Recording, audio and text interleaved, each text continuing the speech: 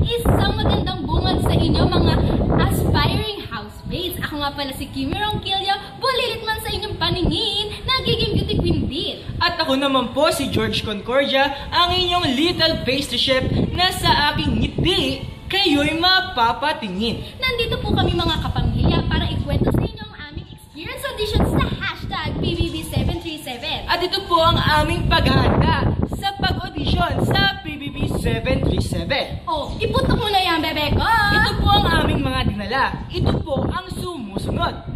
Valid ID at birth certificate.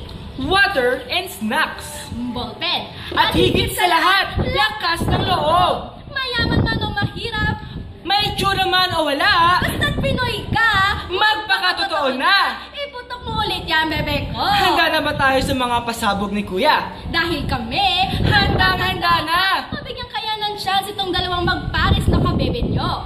Dahil hindi na kami natatakot. At hindi na rin kami nahihiya.